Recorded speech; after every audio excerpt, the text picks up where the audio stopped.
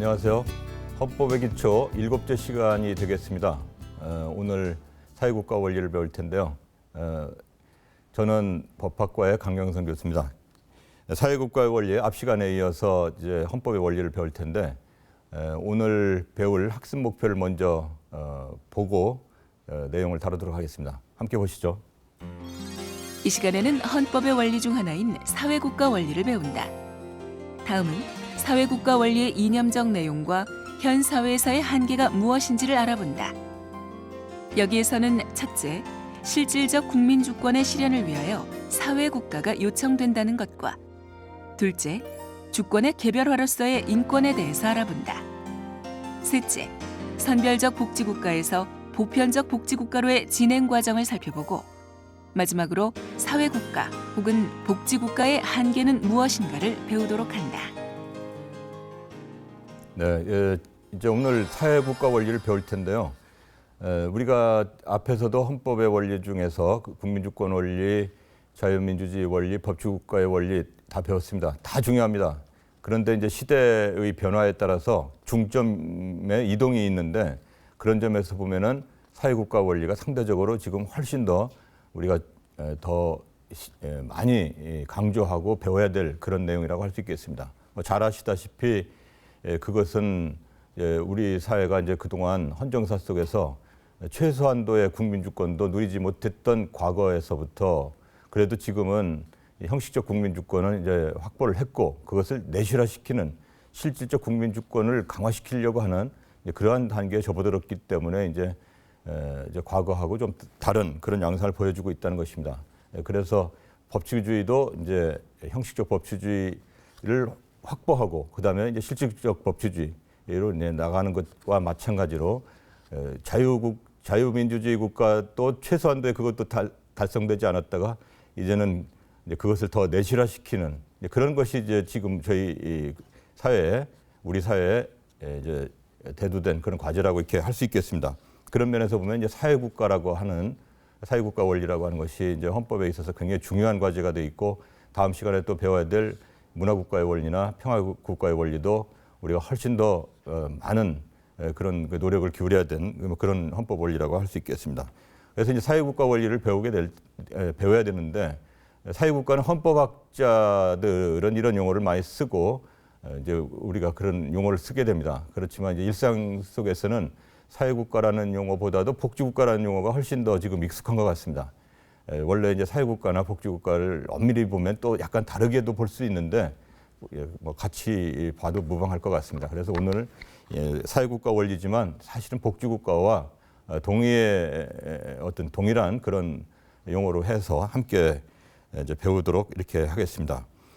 아무튼 사회국가, 복지국가라는 것은 어떤 것일까요? 그것은 우리가 이제 사회주의 국가가 아닌 자본주의 국가가 자본주의의 모순을 보정을 해가면서 그래서 이제 좀 더 모든 사람들이 잘 살 수 있는 그런 사회, 그러니까 자본주의 체제를 유지하면서 모든 사람들이 더 잘 살 수 있는 한 사회 모델로서 사회국가 혹은 복지국가가 이렇게 제시되어 있다고 볼 수 있겠습니다. 이제 다만 복지국가라고 하는 것은 이제 한동안 서구 국가에서는 이미 시행을 했죠. 시행을 해봤는데 국가의 재정이 너무 투입이 되다 보니까 국가 경쟁력이 떨어지고 또 국민들은 나태해져서 일도 안 하더라. 결과적으로 국가가 낙후되기 시작하더라라고 하는 그런 경험 속에서 그래서 이제 오히려 70년대에 들어서면서 서서히 특히 영국과 미국을 필두로 해서 이제 신자유주의자라고 하는 걸로 해가지고 다시 새로운 자유방임주의적 경제로 또 돌아가기도 합니다. 이러다 보니까 이제 사회가 다시 또 빈부의 격차가 커지고 그래서 이제 양극화라고 하는 그런 현상이 또 벌어졌죠. 아무튼 이런 이제 과거가 있었고요. 그다음에 그럼에도 불구하고 이제 또 사회는 여러 가지로 지금 문제가 계속 봉착을 하고 있습니다. 그래서 인류 사회는 어디로 가야 될 것인가라고 하는 것을 많이 고민을 하고 있습니다. 그래서 그동안 자유민주주의 사회는 분명히 그전 사회보다 더 힘을 가지고 왔고 그다음 자유민주주의 사회와 자본주의 국가는 많이 발전을 했는데 결국은 사회 문제를 빈부격차로부터 시작되는 많은 사회 문제를 양산했고 그래서 그 대안으로서 사회주의 국가가 나왔지만 또 사회주의 국가는 현실에 있어서의 붕괴 과정을 또 거칠 수밖에 없었고 또 자본주의 국가는 복지 국가로 갔지만 아까와 같은 문제점으로 또 후퇴를 했고 그렇죠. 후퇴해도 또 그것이 정답이 아니고 그래서 어디로 갈 것인가. 그래서 이제 제3의 길이라는 표현도 나오고요. 그래서 대체로 보면은 역시 자본주의의 문제를 해소하는 쪽에 그런 방향, 그러니까 충분한 사회국가 혹은 복지국가가 이런 쪽으로 복지국가 중에서도 국가가 좀 약화되는 그 복지국가 사회, 뭐 아무튼 이런 정도의 모습으로 가야 되는 것이 아닌가 하면서 이제 그런 쪽으로 이제 방향을 잡고 있다고 볼 수 있겠습니다. 우리 헌법도 기본적으로는 사회국가의 형태를 지금 모델로 하고 있기 때문에 어차피 헌법적 지향점도 그렇습니다. 그래서 헌법에 있어서의 이 사회주의 국가라고 하는 것을 잘 배워서 우리 사회가 좀 더 멋진 또 풍요로운 좋은 사회를 만드는 것 이것이 필요하지 않을까 싶은데요. 사회국가가 어떻게 나왔는지 먼저 서울대학교의 송성인 교수의 설명을 통해서 듣도록 하겠습니다. 국민의 실질적인 자유와 평등을 보장한다. 국민의 인간다운 생활을 보장한다. 이로 인해 사회 평화와 안전을 도모한다는 것이 바로 사회국가. 특히 이제 산업혁명 이후에 나타나는 인간의 종속관계, 노사관계라고 우리가 일반적으로 얘기하는 그리고 그러한 나타나는 문제를 조정하고 또 실질적인 의미에서의 기회균등을 보장하고 또 이제 자유 경쟁을 하는데 그 경쟁에서 탈락하는 그 사회적인 약자에게도 어떤 인간다운 생활을 보장할 수 있는 어떤 그런 환경을 부여하려는 것을 목적으로 하는 국가다라고 얘기할 수 있습니다. 사회국가의 태동을 부추긴 건 18세기 시민혁명 후 시민계급이 만든 입헌주의 헌법. 우리가 일반적으로 얘기하는 시민계급의 기본 생각은 어떤 것이었냐면은 그 사회 공동체는 개인이 가장 자유롭고 또 자율적으로 결정할 때, 즉 국가의 간섭이 없을 때 가장 잘 정의와 공공선에 이룰 수 있다라는 그러한 생각이었습니다. 이 시민계급들이 생각했던 기본 모델은 자유로운 시장에 있었던 것이죠. 그러니까 기본적으로 사회적인 경제적인 여건이 상당히 균등한 사람들이 모여서 있는 그 공동체에서는 이러한 원리가 잘 작동할 수가 있을 것입니다. 그런데 사회 현실이 똑같지는 않았고, 그러니까 더군다나 당시 유럽에서는 이제 그 시민혁명이 있었지만 여전히 신분제적인 잔재가 남아 있었습니다. 이런 상황에서 불어닥친 산업혁명. 산업혁명은 결국 노동자 문제를 낳게 되었다.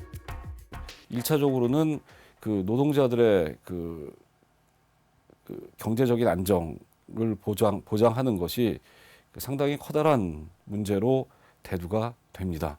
그리고 또 다른 한편으로 이제 시간이 지나가면 갈수록 그러니까 전통적인 농경 사회에서는 자연스럽게 보장되던, 그러니까 농민들은 은퇴를 하지 않지 않습니까? 근데 그 산업 사회에서의 그 노동자 내지 근로자들은 정년이란 게 있습니다. 정년 후에도 사람이 살아야 되니까. 뭐 아니면은 그 외에도 여러 가지 이제 실업 문제도 생기고요. 정년 실업, 그다음에 이제 건강보험 문제도 생기고, 이제 그러한 다양한 모습들, 그러니까 산업 사회에서 나타나는 새로운 문제들에 대응하기 위해서 이제 오늘날 우리가 사회국가라고 이제 통칭해서 말하지만은 그 구체적인 그 제도들이 만들어지게 되는 그러한 측면이 있습니다. 네.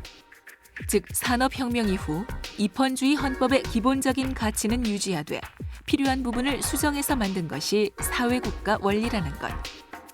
이것은 이후 사회적 기본권이란 이름으로 헌법 속에 자리 잡게 되었다.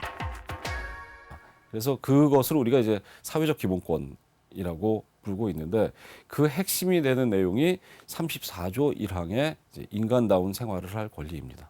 그러니까 여기서 인간다운 생활을 할 권리라는 것은, 그러니까 1차적으로는 물질적 의미에서의 인간다운 생활을 할 권리를 보장한다라는 의미입니다. 사회적 약자들에게도 최소한의 그 물질적인 생활을 보장할 수 있는 그러한 전제 조건을 만들어 줄 수 있을까에 대해서 고민하던 끝에 1919년에 이제 독일에서 이제 바이마르 헌법이 제정이 되는데, 그때 이제 그 이러한 인간다운 생활을 할 권리라는 조항이 들어오게 되고 우리 헌법도 이제 이러한 비슷한 조항을 갖게 된 것입니다. 그 중에서도 노동 3권, 즉 근로 3권은 사회국가 원리를 잘 구현하고 있다. 역사적 시대적 배경으로 본다면은 사회적 기본권의 성격이 있는데 이 역시 이제 결사의 자유에 속하는 부분이기 때문에 기본적으로 노동조합이란 게 그렇지 않겠습니까?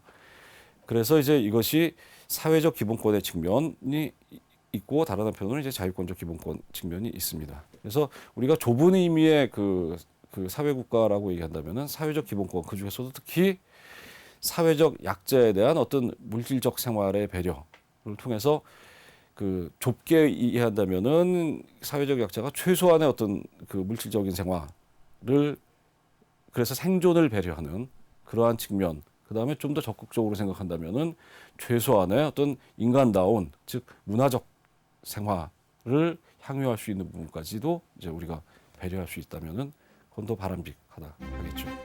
예를 들어 노동자와 사용자 간의 실질적인 평등을 실현시키기 위해 국가가 최저임금 제도를 마련한다거나 일정한 노동 조건을 입법화하는 것이 사회국가 원리라는 것.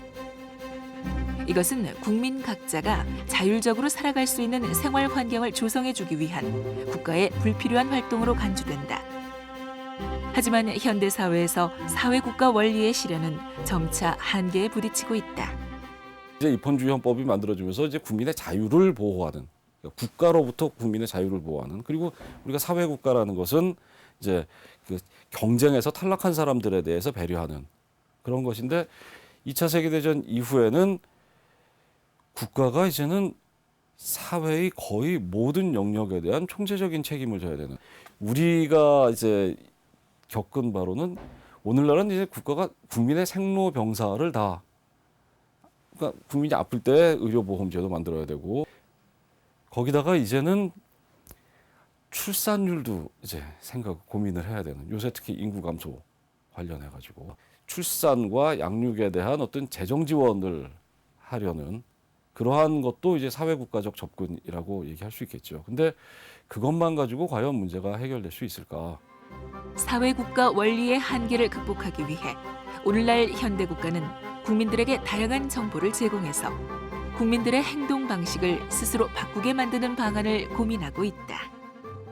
오늘날 우리가 그것을 이제 유도국가라는 개념으로 설명을 하고 있습니다. 그러니까 강제하는 것이 아니라 이제 스스로 행동 패턴을 바꾸도록 다양한 정보를 제공함으로써 이제 유도하는 그러한 상황까지 이루고 있다.